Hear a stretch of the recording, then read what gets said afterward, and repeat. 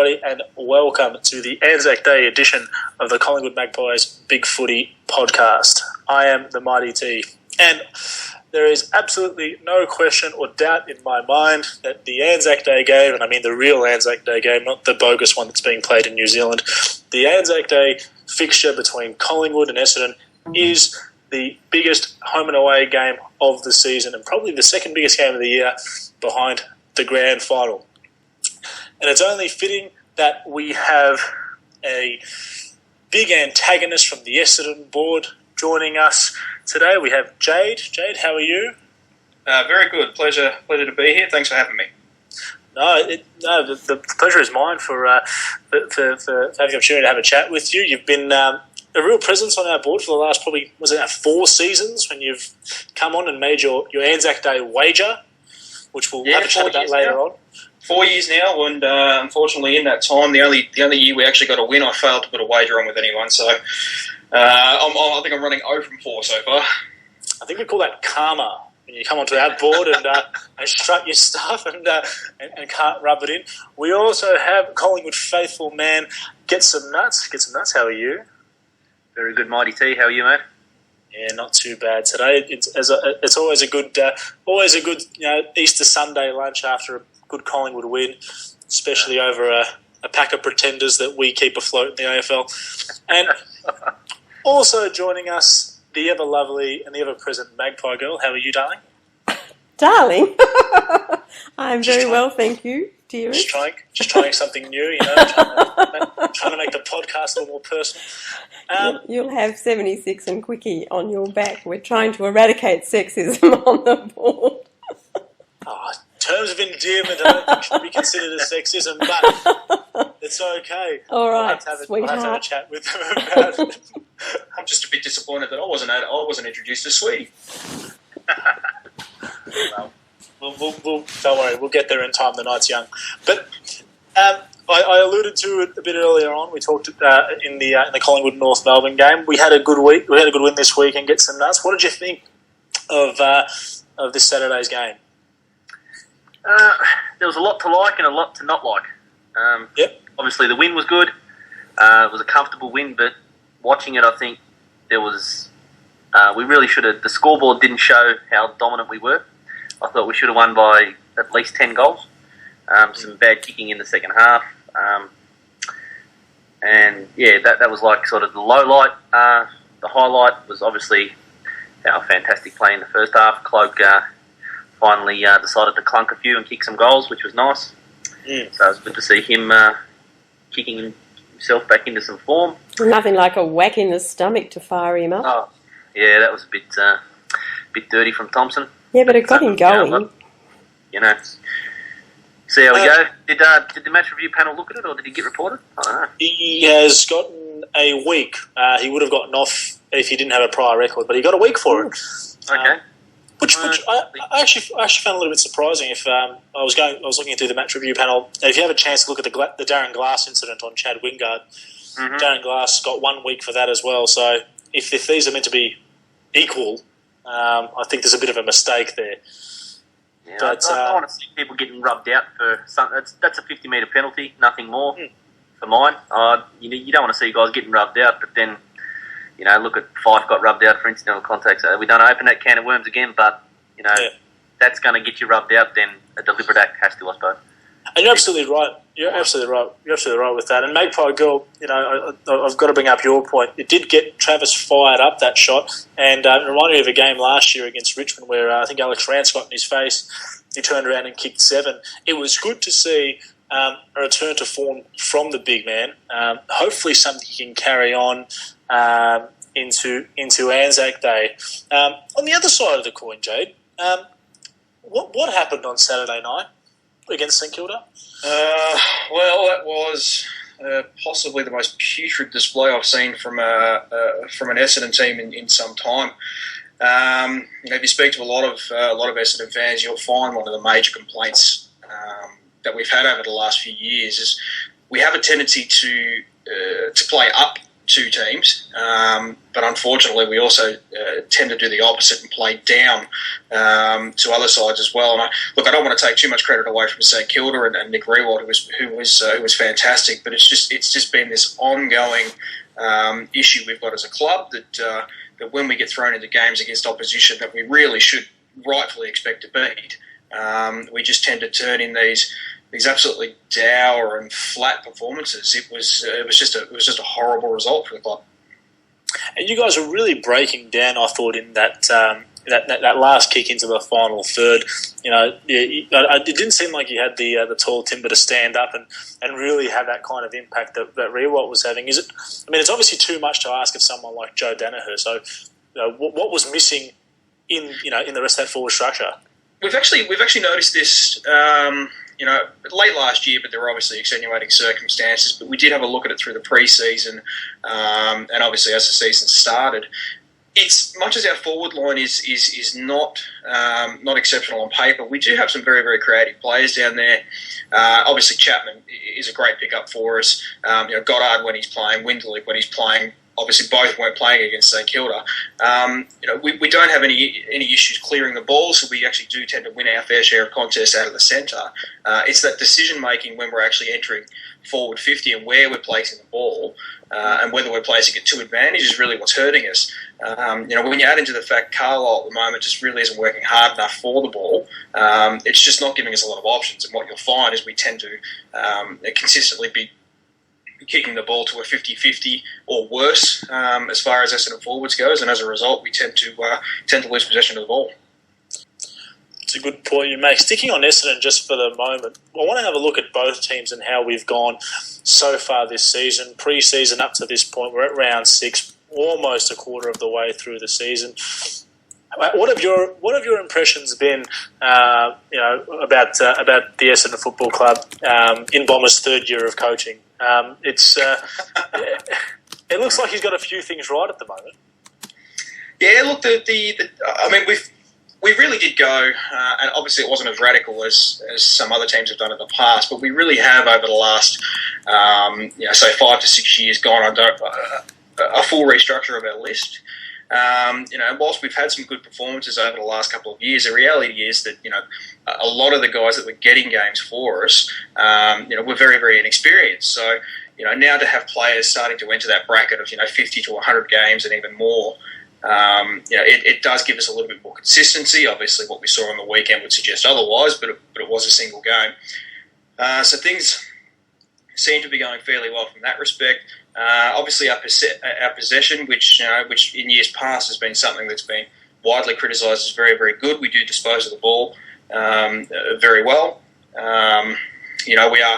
We are switching play probably better than any other team at the moment.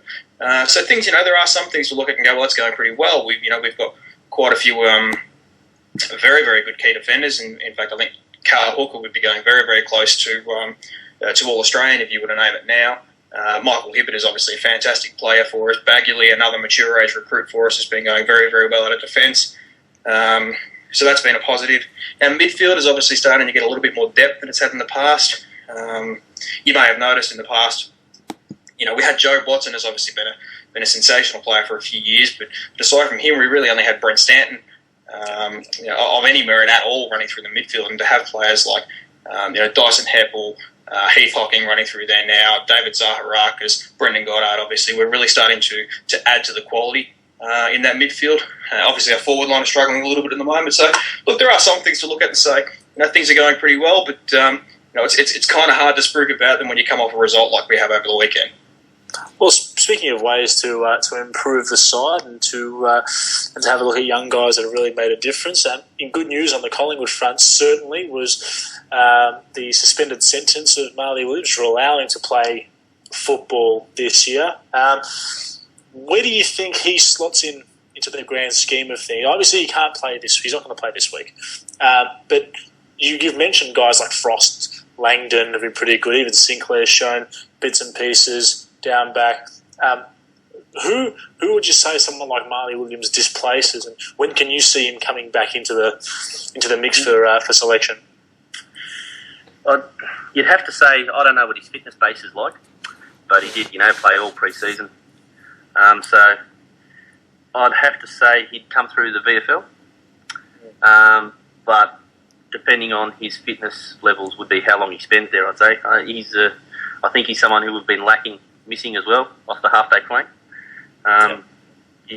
As well as we've been going, I think Marley Williams really has to, he's pretty much a walk-up start to 22. So, what about the fact that he has been convicted of a rather serious crime, and I don't mean to pass judgment on the kid at all. I mean, we obviously had Michael Hurley had a relatively similar circumstance several years ago. Does that come into consideration at all at Collingwood, do you think?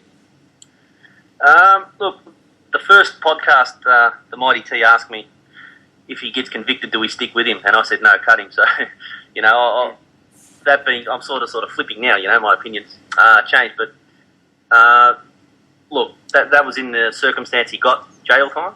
And the fact that Collingwood and him agreed for him to walk away from the club and not be involved in any games while the trial was on and the sentencing and all that, I think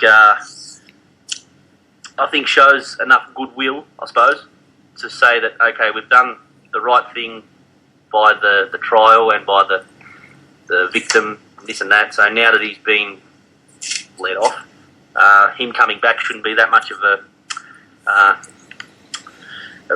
what's the word I'm looking for? Interruption. Well, I don't think you can say he's being let off. Okay, he's not going to jail, but he does have a suspended sentence. And I think that's probably the fairest outcome for all concerned. I just think in the last 12 months and the work that he's done on himself and in the community and with the club is, for such a young man, is a real credit to him. And I am really glad that he got a suspended sentence. I think jail would have been just so wrong in every way. Yeah, I'd agree. And I so now he's copped it all on the. I was going to say he's copped it on the chin. That's a terrible pun. Nice. Sorry. But I just think once he's in the right mental state now to get back in, and he just strikes me as a young man who wants to go out there and prove himself now and do the absolute best that he can in all areas of his life. And I really admire the way what he's done and the way the club's worked with him, and it's a terrific outcome. I from an opposition supporter's perspective, I think both the Pies and Williams himself couldn't have handled this bad circumstance better. I think having him away from the club was a wise decision, just solely based on the fact that if he was running around with his teammates whilst this was going on, it was going to be a consistent source of bad media for the club. So and he's gone through the process. This is the outcome of the process. What's happened. So, look, I think all power to him. If he's good enough to play senior football with Collingwood, then I think he deserves his chance.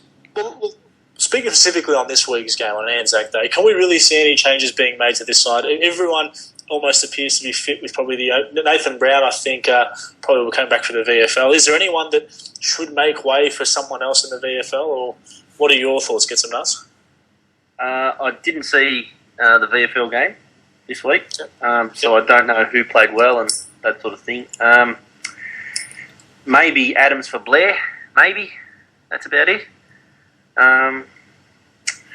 You wouldn't want to change too much up because there wasn't too much wrong, really, in that game. We did a really good job on North, and other than some wayward kicking in the second half, as you said, could have been a big win. So, not a whole lot wrong there.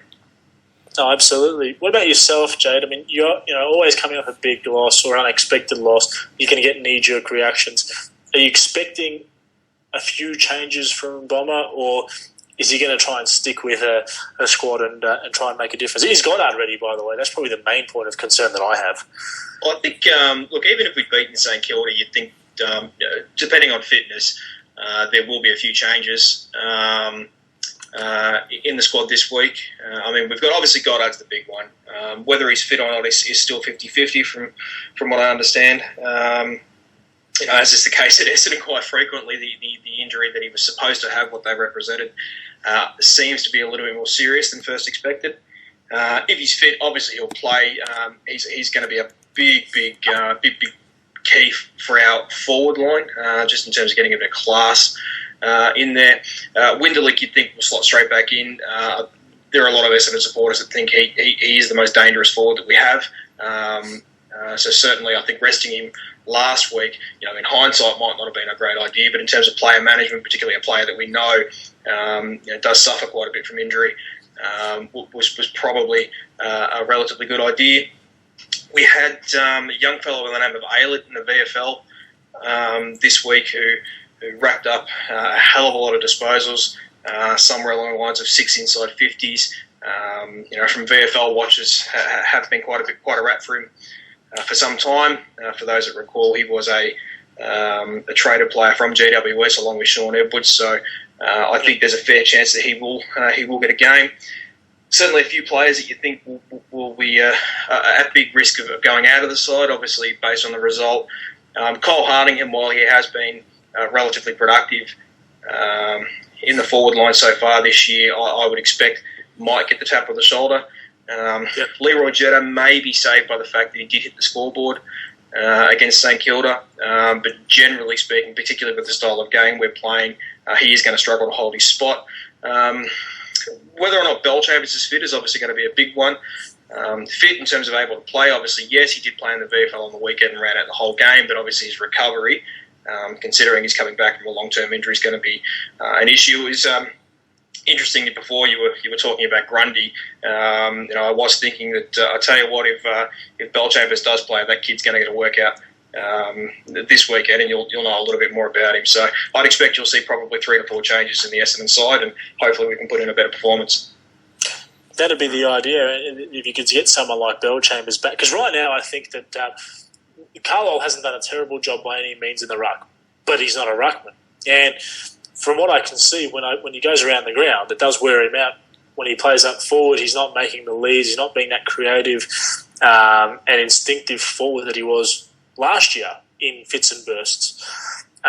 So I think it's probably important to get him out of that from an opposition standpoint. I love it because when you guys break away and go forward, your target is Danaher on the lead or in up high or Hardingham. Or Winderlich. I think I can't recall the statistic, but I think we go to Winderlich more than any other player. I'd have to go and verify that when he's playing. But look, I think if Belchambers comes in, obviously there's going to be pressure on Carlisle or Danaher.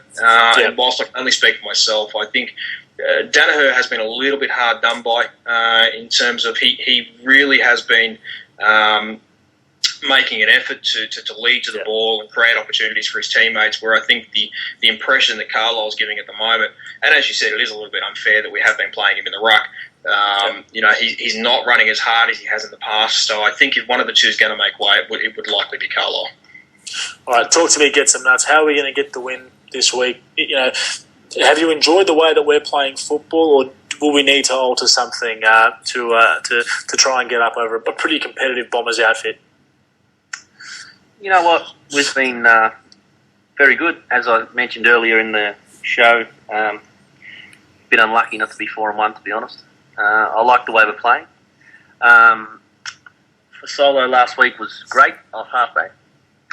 Getting a lot of drive and run out of the back line was great to see. Maxwell is running the back line. It's been good to see as well. We're looking really strong in that area. What you worry about is Chapman, Winderlich comes back. A smaller group of forwards, multiple targets might be better for Essendon this week. That could be an issue for us. When sides have one key target that's worked out a lot better, we have Frosty go up and you've got Maxwell come across to help out, and it gets crumbed and off we go, we run it away. So that works, but against 3 or 4 smaller targets, I don't know how that's going to go, and our backline hasn't faced that yet, so that could be an issue. But Look, it's a real 50-50, isn't it? I can't see Essendon produce another stinker like they did last week. And while we've been playing well, our worst is also pretty stinky as well. So it's I don't know what's going to happen on the day, really. And you were right. I mean, North Melbourne and Richmond played directly into our wheelhouse when it comes to defence. They both just wanted to bomb the ball long, and we were happy to just pick it off. Winderlick is such a dangerous player, I think, especially to us.